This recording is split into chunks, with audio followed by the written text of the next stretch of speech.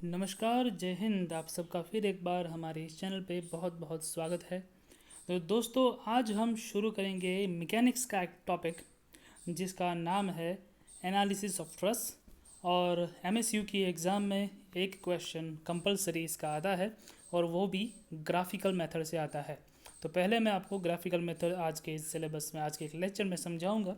और अगर आपको ज़रूरत पड़ती है और आपको लगता है कि आपको एनालिटिक मेथड चाहिए तो आप मुझे कमेंट सेक्शन में बताइएगा। अगर कमेंट सेक्शन में मुझे लगता है कि आपको एनालिटिकल मेथड चाहिए तो मैं ज़रूर उसके ऊपर एक वीडियो बना दूंगा। ठीक है, तो अभी मैं आपको सिखाता हूँ graphical method of analysis of trust. तो सबसे पहले, जैसा कि आप जानते हैं, 3 मेथड होती है किसी भी ट्रस्ट या फ्रेम को एनालाइज करने के लिए। एक तो होती है जॉइंट मेथड, ओके, दूसरी होती है सेक्शन मेथड और तीसरी होती है ग्राफिकल मेथड, जो कि हम आज देखेंगे। तो ग्राफिकल मेथड के स्टेप्स कौन कौन से हैं? सबसे पहला स्टेप है आपको रिएक्शंस फाइंड करने होंगे। ओके, ट्रस और फ्रेम आपको जो भी दिया है, आपके पास उसके सपोर्ट्स भी दिए हुए होंगे। आपको उस सपोर्ट्स के पास सबसे पहले रिएक्शन फाइंड करने हैं बाय यूजिंग एनालिटिकल मेथड। वो मैं आपको यहाँ पे समझा दूंगा।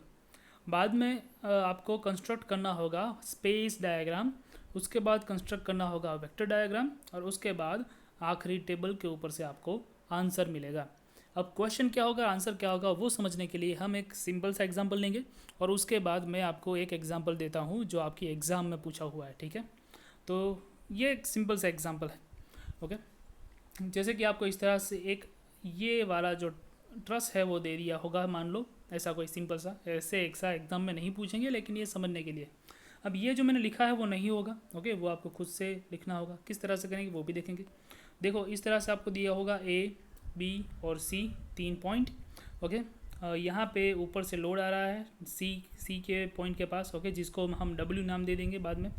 ओके, यहाँ पे रिएक्शन है, फर्स्ट रिएक्शन आर ए, यहाँ पे दूसरा रिएक्शन आर बी।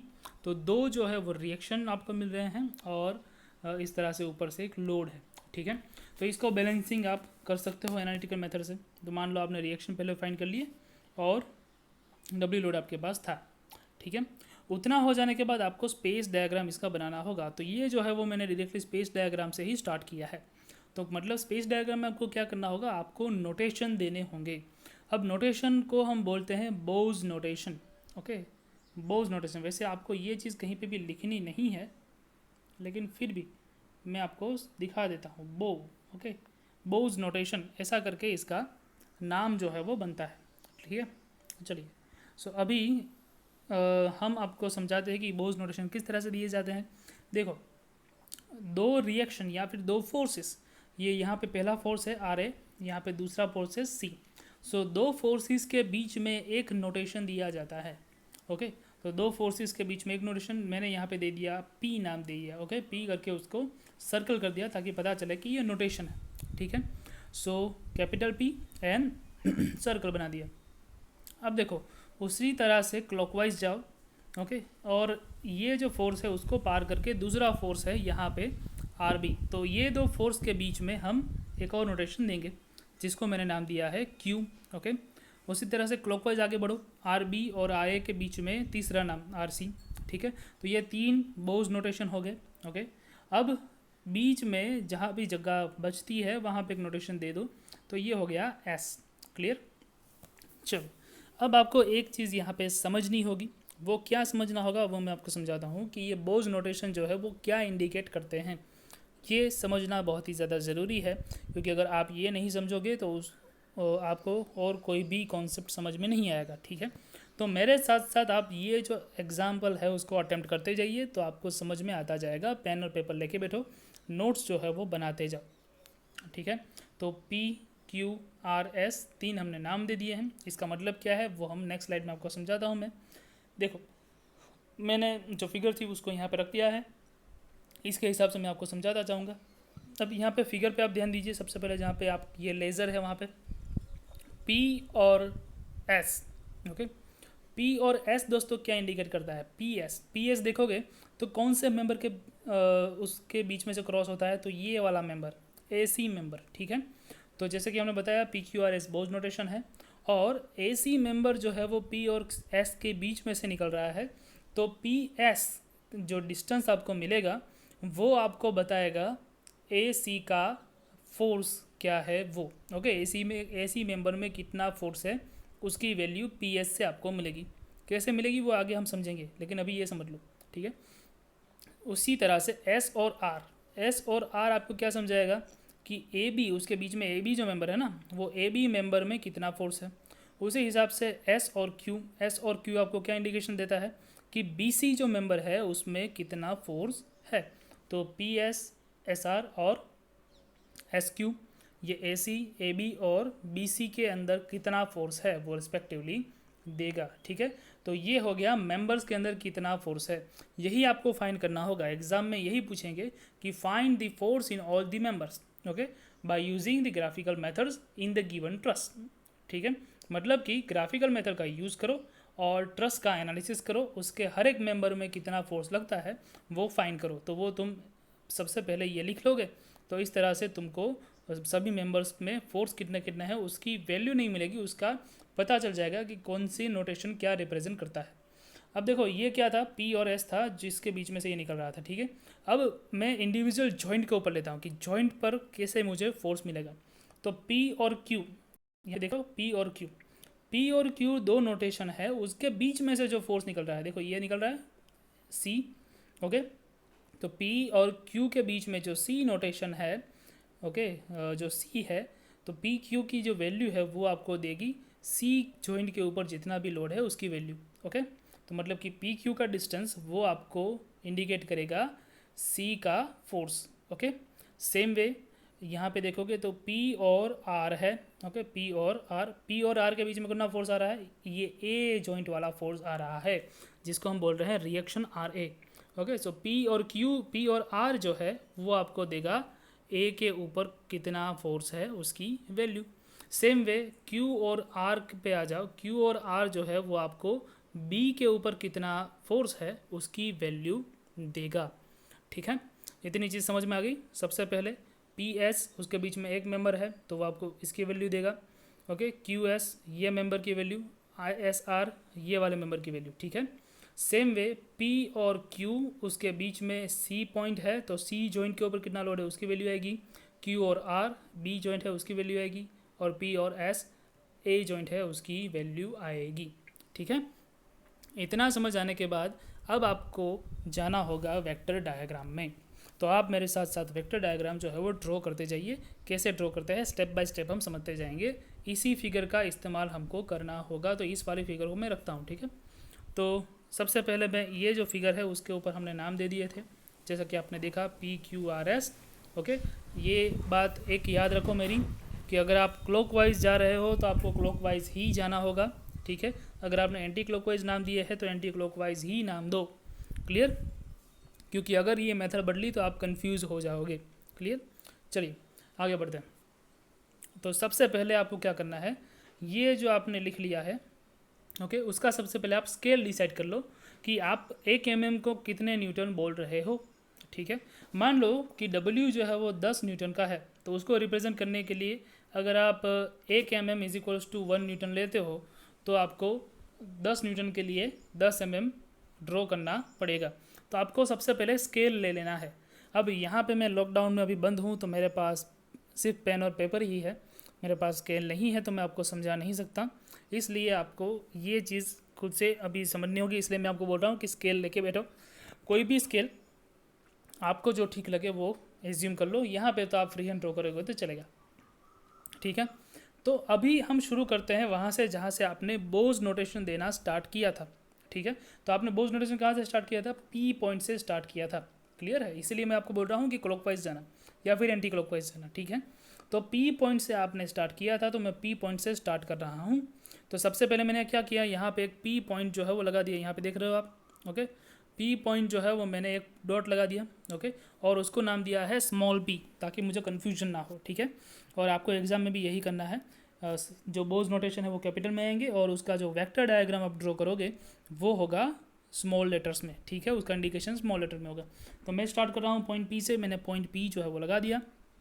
अब देखो इंपॉर्टेंट चीज़ ये है कि अब पी से लेके क्यू की ओर जाना है, क्योंकि क्लॉकवाइज जाना है, पी से लेके क्यू की ओर जाना है, और और देखना है कि बीच में कौन सा लोड आ रहा है। तो यहाँ पे है W लोड जो कि C के ऊपर है और वो कौन से डायरेक्शन में है, नीचे की डायरेक्शन में है। ओके, तो देखो वेक्टर डायग्राम का मतलब क्या होता है। वेक्टर में ये समझ लो, लिखते जाओ। वेक्टर में जो है वो दो वैल्यू तुम्हारे पास होती है, एक तो होता है मैग्नीट्यूड, दूसरा होता है डायरेक्शन।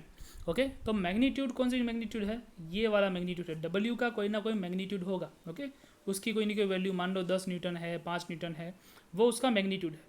और डायरेक्शन कौन सी है, नीचे की डायरेक्शन में उसकी डायरेक्शन है। ठीक है, तो जब आप पी से लेके क्यू की ओर जा रहे हो तब आपको डब्ल्यू के मैग्नीट्यूड के हिसाब से आपको एक वेक्टर ड्रॉ करना होगा, ओनली एंड ओनली डब्ल्यू की डायरेक्शन में।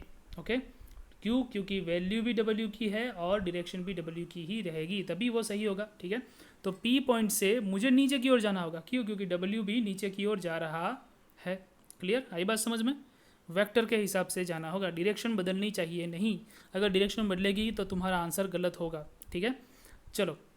और जैसा कि मैंने आपको बोला, आपको यूज़ करना है स्केल। तो यहाँ से मैं पी पॉइंट से मैंने ड्रॉ कर लिया है क्यू पॉइंट, नीचे की ओर मैं जा रहा हूँ। क्यों नीचे की ओर जा रहा हूँ, आपको मैंने अभी भी बताया। और नीचे की ओर जाओगे कितनी वैल्यू आप ड्रॉ करोगे, डब्ल्यू की जो वैल्यू होती है उतनी। किसके हिसाब से, स्केल के हिसाब से। ओके, स्केल ले लो कोई भी आपके हिसाब से, 1 mm is equals to any newton, आप जो भी प्रेफर करो वो, there is no any issue. ठीक है, क्लियर है। चलो, तो इस हिसाब से आपने P से लेके Q का डिस्टेंस बना दिया, नीचे की ओर बनाया। क्यों नीचे की ओर बनाया, क्योंकि वेक्टर नीचे की ओर था। ठीक है, सो P to Q पहला काम हो गया। अब आपको दूसरा बनाना है, Q से लेके R की ओर जाना है आपको। ठीक है, अब Q से लेके R की ओर जाओगे तो बीच में आ रहा है ये वाला जॉइंट। ठीक है, B जॉइंट, और B जॉइंट जो है वो RB रिएक्शन ऊपर की ओर है। ठीक है, RB रिएक्शन कहाँ की ओर है, ऊपर की ओर है। Okay, so Q to R आप जाओगे ऊपर की ओर। ओके, सो R से तो Q to R, तो यहाँ पे जो नीचे Q पॉइंट है, ओके, वहाँ से R पॉइंट यहाँ पे कहीं पे आना चाहिए जहाँ पे मेरा पॉइंटर है। ठीक है, तो इस तरह से आप बनाओगे। ठीक है, क्लियर, आई बात समझ में। कितना ऊपर जाओगे, ऊपर जाना होगा RB जितनी वैल्यू में। ठीक है, सेम वे R से लेके P आपको ऊपर जाना होगा RA जितना, लेकिन यहाँ पे जो R से लेके P वो RA जितना ही बचेगा।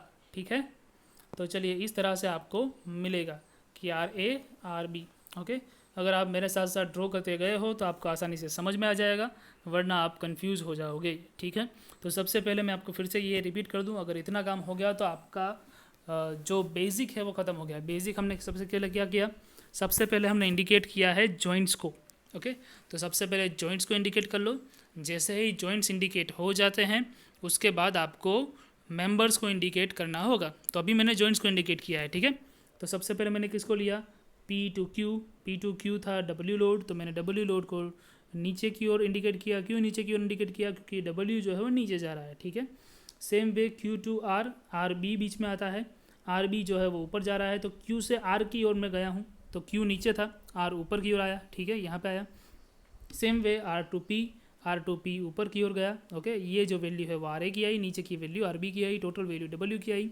इस हिसाब से आपको जो जॉइंट्स के ऊपर जो फोर्सेस थे वो इंडिकेट हो गए वेक्टर डायग्राम में। ठीक है, अभी वेक्टर डायग्राम पूरा नहीं हुआ, अधूरा है। अब मुझे बताना है डिस्टेंस किसका, P टू लेके S का। ठीक है, P टू S मतलब हमने अभी भी देखा था, PS मतलब क्या है, AC में कितना फोर्स है वो इंडिकेट करेगा। ठीक है, तो AC में कितना फोर्स है वो इंडिकेट करने के लिए मुझे वैल्यू तो पता नहीं है, लेकिन हाँ मुझे डायरेक्शन पता है। कैसे पता है, ये AC जो मेंबर है ना, इसी डायरेक्शन में फोर्स होगा। ठीक है, उसमें या तो कंप्रेसिव या तो टेंसाइल।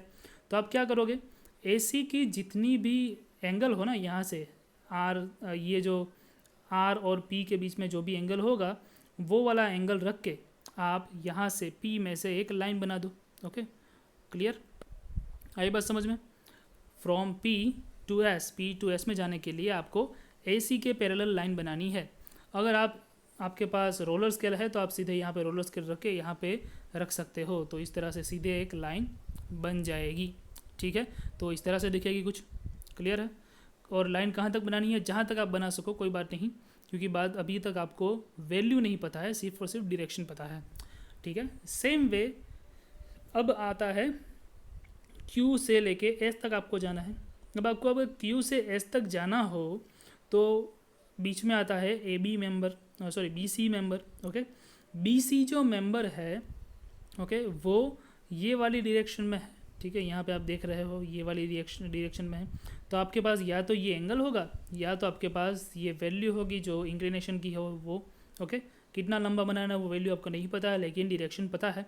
तो मैं क्या कर रहा हूँ, बी से लेके सी की जो डायरेक्शन है उसको पकड़ के क्यू में से उसको लाइन बनाऊंगा। क्यू में से, क्योंकि क्यू टू लेके एस तक जाना है मुझे। ओके, सो क्यू में से यहाँ पे नीचे जो क्यू है वहाँ से मुझे एस के ऊपर लाइन बनानी है। तो इस तरह से वो लाइन बन जाएगी।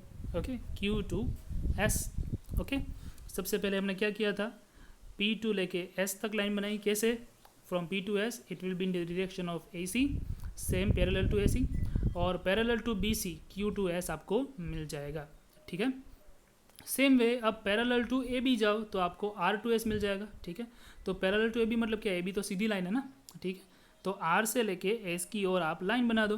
क्लियर है, तो सीधी लाइन आपको इस तरह से मिल जाएगी। क्लियर, तो अगर आप मेरे साथ साथ बनाते गए हो तो आपको ये चीज़ आसानी से समझ में आ गई होगी।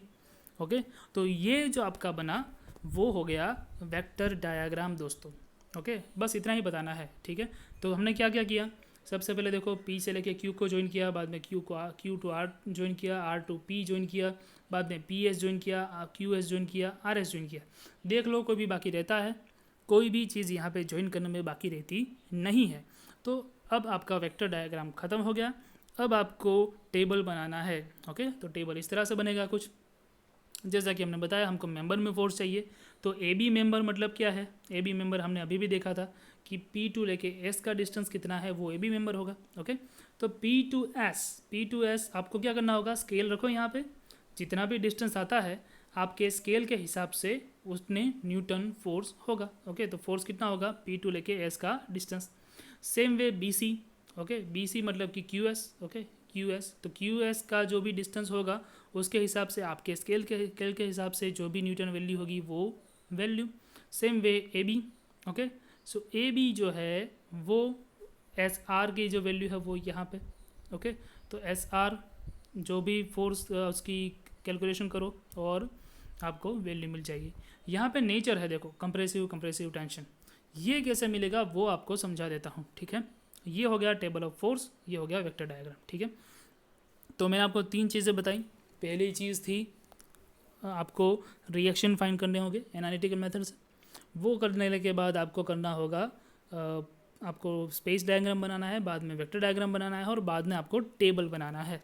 ठीक है, चलिए अभी हाँ मैं आपको बताना भूल गया कि किस तरह से ये जो है वो आएगा, कंप्रेसिव और टेंसाइल किस तरह से आएगा वो मैं आपको समझा देता हूँ यहाँ पे इस फिगर से। तो देखो जब भी लोड W यहाँ पे लग रहा है, ओके, W लोड जो लग रहा है वो ऊपर से नीचे की ओर आ रहा है। ठीक है, अब ये लोड अगर ऊपर से नीचे की ओर आएगा तो AC जो है, AC मेंबर जो है वो अपोजिट डायरेक्शन में फोर्स लगाएगा कि नहीं लगाएगा। ठीक है, वो आपको अपोजिट डायरेक्शन में फोर्स देगा। ओके, वो कुछ इस तरह से मैं आपको समझाता हूँ। ठीक है, मैं आपको इसको थोड़ा सा जूम कर लेता हूँ और अब मैं आपको समझाता हूँ कि कैसे आएगा। ठीक है, तो ये देखो अभी W जो है वो नीचे लोड लगाएगा और AC जो है वो ऑपोजिट डायरेक्शन में यहाँ से लोड लगाएगा। ठीक है, तो ये हो जाएगा कुछ ऐसे। ओके, और सेम वे BC भी इस तरह से लोड लगाएगा। ये हो गया कंप्रेसिव दोस्तों। ओके, क्योंकि ये उल्टा ऑपोजिट डायरेक्शन में लोड लगा रहा है। सेम वे यहाँ पे कंप्रेसिव होगा तो ये जो है वो मेंबर टेंशन में आएगा। ठीक है, 2 कंप्रेशन में है तो एक मेंबर टेंशन में आएगा ताकि वो उसको बैलेंस कर सके। ओके, इस तरह से आपको ये जो है वो समझना होगा। क्लियर है, चलिए सो अभी हम बढ़ते हैं नेक्स्ट स्लाइड की ओर। ठीक है, चलिए तो ये हो गया हमारा दूसरा क्वेश्चन। ठीक है, पहला जो मैंने आपको बताया था वो तो सिंपल था, उसमें कुछ था नहीं वैसे।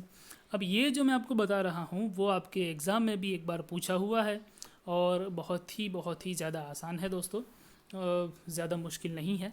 तो देखो यहाँ पे आप देखोगे तो आपको इस तरह से क्वेश्चन दिया होगा, ऊपर लिखा हुआ होगा कि find the forces in all the members. All the members मतलब कि आपको AB में भी फोर्स फाइंड करना है, BC में फाइंड करना है, CD में फाइंड करना है, DE में फाइंड करना है, ये जी डी है, बी जी है, बी एफ है, डी एच है, सब में फोर्स फाइंड करना है। और आपको वैल्यू कौन कौन सी दी है, आपको आर ए की वैल्यू पता नहीं है, आर ई की वैल्यू पता नहीं है। ओके, यहाँ पे दो रिएक्शन पता नहीं है, यहाँ पे 2 kilo Newton, 2 kilo Newton, 1 kilo Newton, 2 kilo Newton, 1 kilo Newton. अब अगर आप देखोगे ओके, तो एग्जैक्ट बीच में से यहाँ पे एक पार्ट हो रहा है ओके, और इसकी लेफ्ट हैंड साइड जो फिगर है वही इसकी राइट हैंड साइड है ओके। इस तरह की अगर जियोमेट्री आपको मिलती है दोस्तों, तो इसको हम बोलते हैं सिमेट्रिक ओके। क्या बोलते हैं, सिमेट्रिक बोलते हैं उसको, it is symmetric geometry okay, clear, symmetric to the both side. जब भी इस तरह से आपको सिमेट्रिक जियोमेट्री मिलती है तो रिएक्शन फाइंड करना बहुत ही ज़्यादा आसान है। किस तरह से रिएक्शन मिलेगा आपको, रिएक्शन मिलेंगे कि सभी जो फोर्स है उसका समेशन करो ओके, और उसको दो भाग में डिवाइड करो। तो आधा लोड यहाँ पे बैलेंस होगा, आधा लोड यहाँ पे बैलेंस होगा, और सभी लोड नीचे की डायरेक्शन में है, तो यहाँ पे जो रिएक्शन मिलेंगे वो कौन सी डायरेक्शन में मिलेंगे, ऊपर की डायरेक्शन में मिलेंगे, ताकि बैलेंस हो सके। सही बात है। तो reaction at R A, and मैंने गलती से यहाँ पे आर बी लिख दिया है, एक्चुअली आर बी नहीं है, आर ई है, ठीक है, R A and R E, clear. तो यहाँ पे मैं उसको थोड़ा सा सुधार देता हूँ आपको, तो ये जो आएगा वो ई आएगा, क्लियर दोस्तों। चलिए, तो आर यहाँ पे भी ई आएगा ओके। तो reaction at R A and R E okay, किस तरह से आएगा, रिएक्शन, फर्स्ट रिएक्शन जो भी है वो सभी लोड को आप ऐड करो, डिवाइड बाई 2 करो, आंसर मिलेगा 4 किलो न्यूटन, ठीक है। तो 4 किलो न्यूटन का लोड जो है वो नीचे से भी आएगा, क्लियर है। चलिए, तो रिएक्शन एट ए एंड ई आपको इस तरह से मिल गया है। क्यों ऐसा किया, क्योंकि ये सिमेट्री में था। अगर ये सिमेट्री में नहीं होता तो आप क्या करते दोस्तों, आपको मोमेंट बैलेंस करना होगा, फोर्स बैलेंस करना होगा, ठीक है, वो करना होगा। अगर आपको वो सीखना है तो आप मुझे कमेंट सेक्शन में लिखिए, मैं आपको नेक्स्ट वीडियो में वो भी सिखाऊंगा, ठीक है।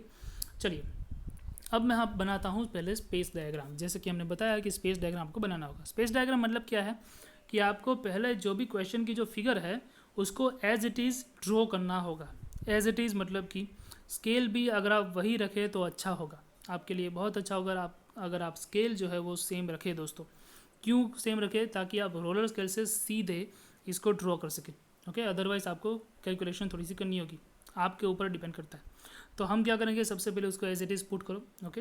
ये एज इट इज़ नहीं है, it is not drawn to scale okay. तो आप स्केल से ड्रॉ करिए, अभी मेरे साथ साथ करते जाइए ओके। ये जो क्वेश्चन है उसी क्वेश्चन का स्क्रीनशॉट लेके उसको सबसे पहले आप ड्रॉ कर लो, ठीक है। चलो, ये ड्रॉ हो जाने के बाद आपको क्या करना है वो मैं आपको समझाता हूँ। सबसे पहले मैं पूरा का पूरा ड्रॉ कर लिया, 2 किलो न्यूटन, 2 किलो न्यूटन, 1 1 2 इस तरह से नाम दे दिए।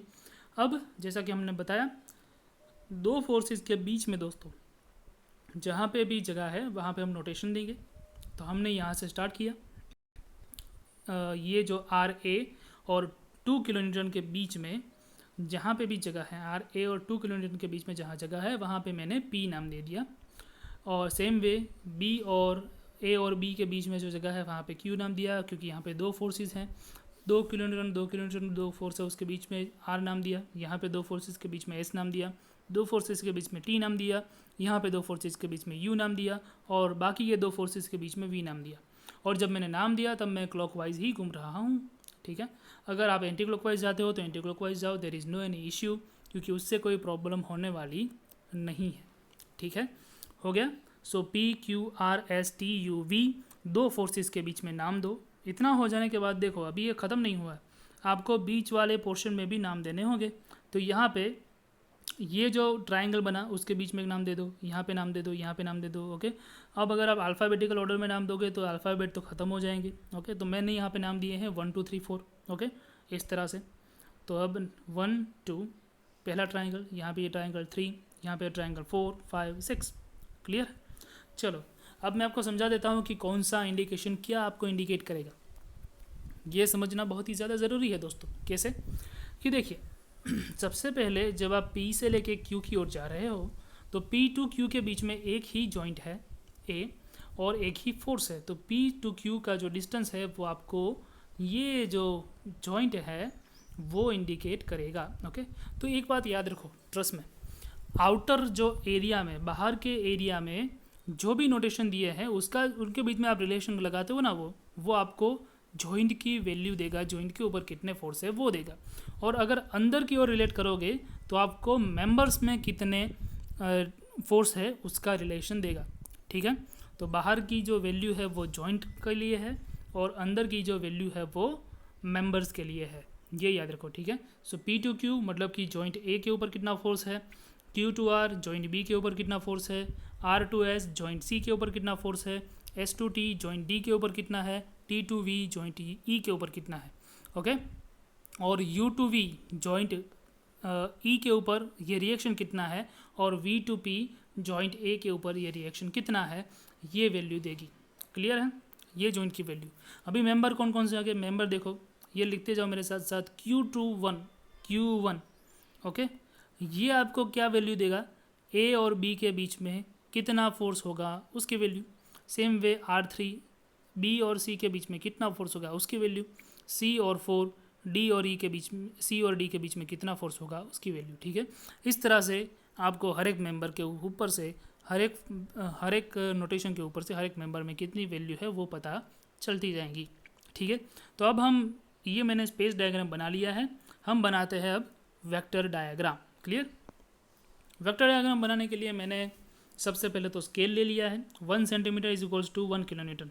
ओके, तो आप अपनी स्केल और पेंसिल या फिर पेन साथ में लेके बैठो और साथ साथ में मेरे साथ साथ करते जाओ। तो कहाँ से शुरू करेंगे, ऑब्वियसली हमने जहाँ से नोटेशन दिए थे वहीं से शुरू करेंगे। ठीक है, तो मैंने नोटेशन दिए से पी से नोटेशन दिए थे, तो मैंने पी से स्टार्ट किया है दोस्तों। ओके, सबसे पहले एक पॉइंट मार्क कर लो, उसको नाम दे दो पी। ओके, जैसे कि हमने अभी अगले एग्जाम्पल में देखा था वही स्टेप फॉलो करने हैं, go in clockwise direction step by step. Okay, तो सबसे पहले मैं जाऊंगा P से लेके Q की ओर। फ्रॉम P टू Q बीच में आ रहा है 1 किलो न्यूटन का एक लोड। ठीक है, यहाँ पे आपको दिख रहा होगा 1 किलो न्यूटन का एक लोड, जहाँ पे मेरा पॉइंटर है। ठीक है, P टू Q के बीच में 1 किलो न्यूटन का लोड है और जैसा कि हमने बताया आपका स्केल होगा 1 centimetre is equals to 1 kilo newton. Okay, तो आपका मैग्नीट्यूड मिल गया 1 किलो न्यूटन। डायरेक्शन कौन सी होगी, डायरेक्शन होगी नीचे की ओर। ओके, क्योंकि ये वेक्टर है तो 1 किलो न्यूटन जा रहा है नीचे। क्लियर, तो जाओ नीचे की ओर फ्रॉम P टू Q।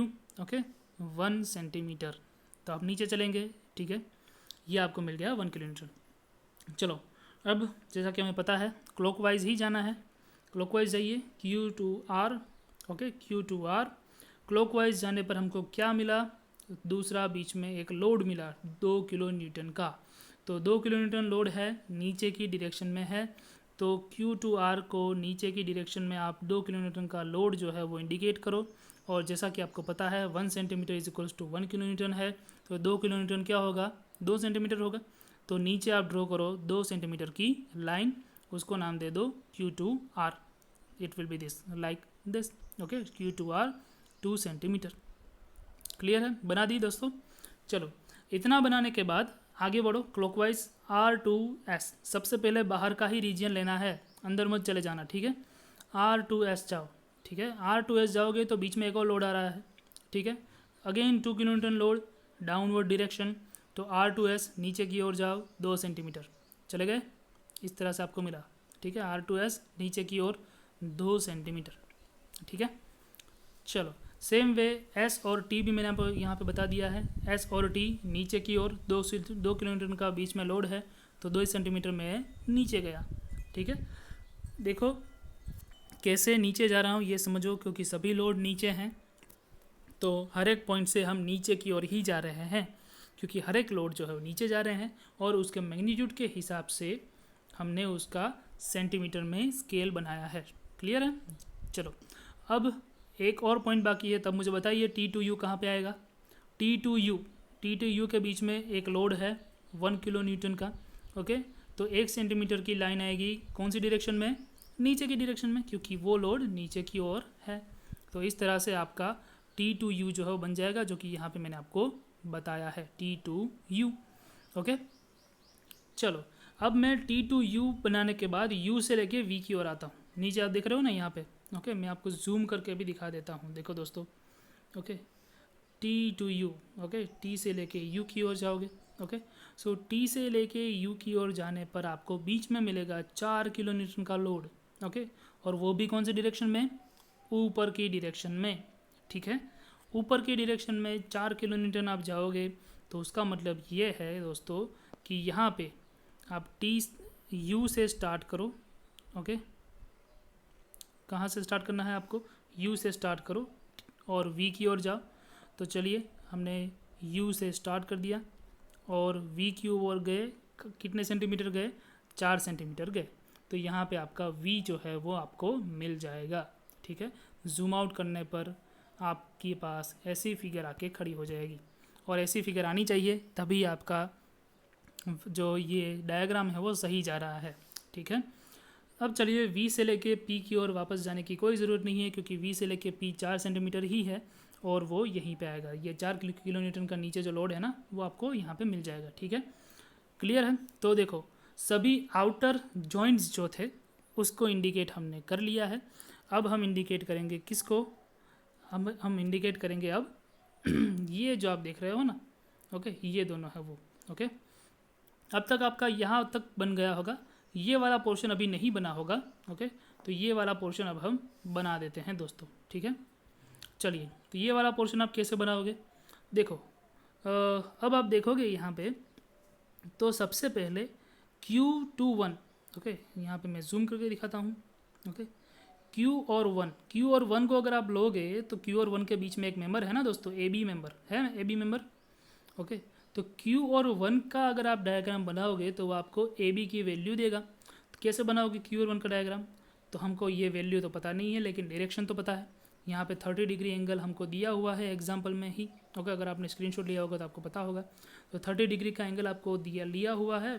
तो आप क्या करोगे? Q2 लेके 1 तक का जो डिस्टेंस है वो ड्रॉ करो parallel to AB, okay. AB को पैरेलल बनाओ, ठीक है। Q2 1, तो इस तरह से होगा ये Q से लेके 1, ओके। अब कितना डिस्टेंस है मुझे नहीं पता है, कोई भी लाइन बना दो, ओके, कितनी भी लंबी हो। सेम वे देखो, अब यहाँ पे T26 है, T26 है, दिख रहा है आपको? T26 के बीच में D का जो मेंबर है ना, ओके, वो एग्जैक्ट इसका मिरर इमेज है। तो मैं T से लेके 6 को भी ज्वाइन कर रहा हूँ और T से 6 को ज्वाइन किया, ये जिस पॉइंट पे मिलते हैं वहाँ पे 1 और 6 नाम दे दिए। तो ये T से लेके Q से लेके 1 हो गया और T से लेके 6 हो गया, ठीक है। तो इस तरह से अगर आपने मेरे साथ साथ ड्रॉ किया होगा तो आपको एग्जैक्ट वैल्यू जो है वो दोस्तों मिल जाएगी, ठीक है। तो ये इस तरह से हमने सबसे पहले ऐसे ज्वाइन किया, ओके। उसके बाद हमने ऐसे ज्वाइन किया। तो ये पहला जो ज्वाइन किया वो पैरेलल टू दिस लाइन है, ओके। और जो दूसरा जो मैंने ज्वाइन किया है वो पैरेलल टू दिस लाइन है दोस्तों, ठीक है। आई बात समझ में? इस तरह से आपको सबसे पहले एक के बाद एक मेंबर को ज्वाइन करते जाना होगा। क्लियर है? चलिए अब आगे बढ़ते हैं। चलो, अब आगे बढ़ने पर हमने अगला मेंबर पकड़ा। अगला मेंबर कौन सा है? R23, okay. R से लेके 3 को ज्वाइन करो। किस डायरेक्शन में? इसी डायरेक्शन में ज्वाइन करना है। तो R से लेके कोई भी लाइन बना दो जो यहाँ पे कट करती हो, तो वो मिल जाएगा R से 3 पैरेलल टू BC दोस्तों, ठीक है। मतलब कि parallel to this line only. Clear है? तो इस तरह से लाइन मिल जाएगी। सेम वे देखो S24, ओके, S से लेके 4 इसी को पैरेलल लाइन बनानी होगी। T26 को पैरेलल लाइन बनाओगे तो इस तरह से आपको S4 मिल जाएगा, ठीक है। तो यहाँ पे मैंने उसको नाम दे दिया। बाद में मैंने ज्वाइन कर लिया है V से लेके 6 को या फिर V से लेके 1 को, ओके, ताकि वो मुझे हर एक की वैल्यू दे देती है यहाँ पे दोस्तों। ये इस तरह से इसको ज्वाइन कर लो तो आपका वेक्टर डायग्राम यहाँ पे ख़त्म हो जाएगा, ठीक है। अब वेक्टर डायग्राम के ऊपर से आप किस तरह से सबकी वैल्यू निकालोगे वो इम्पोर्टेंट है, ओके।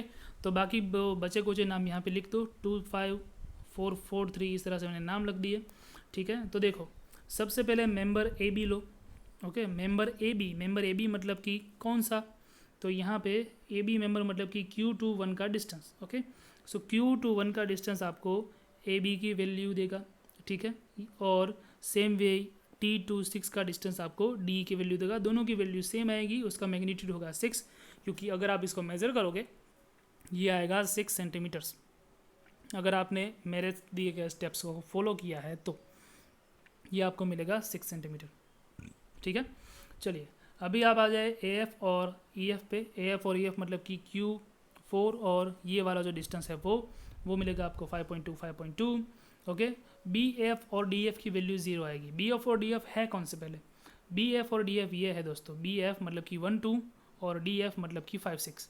अगर आप इस फिगर में ठीक से देखोगे तो 1 2 और 5 6 तो एक ही पॉइंट पे मिल रहे हैं, मतलब कि क्या हुआ कि उसकी वैल्यू 0 है। तो ये सब जो है ना वो ज़ीरो फोर्स मेंबर है। यहाँ पे जो आपने दिखे हैं बी एफ और डी एफ वो दोनों ज़ीरो फोर्स मेंबर है, ठीक है।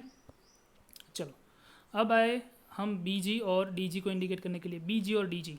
ओके, तो बी जी और डी जी, बी जी और डी जी जो है वो यहाँ पे देखोगे तो 2 3 और 4 5 को इंडिकेट करते हैं। ओके, सो 2 2 लेके 3 तक का डिस्टेंस और 4 और 5 तक का जो डिस्टेंस है, ये डिस्टेंस और ये डिस्टेंस जो आप मेज़र करोगे उसकी वैल्यू आपको बी जी और डी जी की वैल्यू होगी जो 2 सेंटीमीटर आपको मिल जाएगी, ठीक है। सेम वे बी सी और सी डी को आपको इंडिकेट करना है। तो बी सी और सी डी जो है यहाँ पे बी और सी मतलब कि R3 और S4। ओके, सो R3 और S4, R3 S4 ये जो वैल्यू है वो आपको बी सी और सी डी को वैल्यू मिलेगी, ठीक है। सेम वे सी जी मतलब क्या है? सी जी ये जो है वो, ओके, सी जी मतलब कि 3 और 4 का जो बीच में डिस्टेंस होगा वो, तो ये वाला जो डिस्टेंस है 3 और 4 का डिस्टेंस वो आपको सी जी की वैल्यू देगा, ठीक है। इस तरह से टेबल प्रिपेयर करो, ओके। और कौन से मेंबर में कौन सा फोर्स है वो आपको इस तरह से पता चलेगा। देखो यहाँ पे 2 किलोन्यूटन का लोड ऊपर से आ रहा है। सबसे पहले ऊपर के जो पॉइंट है वहाँ से स्टार्ट करो।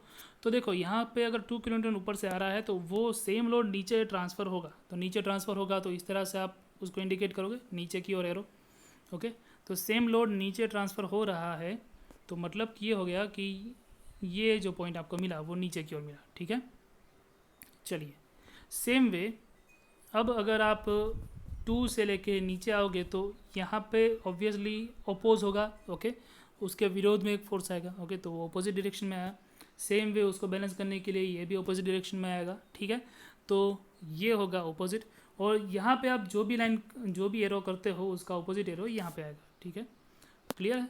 तो अब ये जो मेंबर है आपका पूरा बी टू लेके सी का जो मेंबर है ना दोस्तों, ओके, उसमें इस तरह से फोर्स है, इस तरह से फोर्स है, उसका मतलब क्या हुआ, वो है कंप्रेशन में, ठीक है, क्लियर है, ओके। वो आपको दिख रहा है टेंशन लेकिन है कंप्रेशन, ठीक है, वहाँ पे ट्रसेस में उल्टा होता है, ठीक है। सेम वे अगर आप इसको इंडिकेट करोगे ये जो है वो टेंसाइल में है, ठीक है। चलिए अगर आप इस तरह से आप जाओगे तो यहाँ पे अपोजिट डायरेक्शन में लोड लगाना होगा क्योंकि इसका अपोज करे, okay, same way opposite direction, okay, तो ये आपको मिल जाएगा अगेन कंप्रेशन। सेम वे इसी तरह से हर एक मेंबर में आपको कंप्रेशन टेंशन मिलता रहेगा, ठीक है। अब वो समझना थोड़ा सा डिफ़िकल्ट भी है और प्रैक्टिस भी ज़रूरी है, तो आप जितनी प्रैक्टिस करोगे उतना आपको समझ में आता जाएगा, ठीक है। अब ये जो मैंने है वो लिया है RS खुरमी से, वैसे मैं उसको रिकमेंड कम करता हूँ लेकिन अभी लॉकडाउन है, मेरे पास और कोई बुक थी नहीं, तो आप RS खुरमी में भी इनिशियल स्टार्ट के लिए उसको समझ सकते हो, बहुत ही ज़्यादा आसान बुक है, ठीक है। तो चलिए इतना सा था ये वीडियो, थोड़ा सा लंबा है लेकिन इसको पूरा देखिए तो आपको आसानी से समझ में आ गया होगा, ठीक है। तो चलिए thank you for watching and आपको मिलते हैं अगले सेशन में।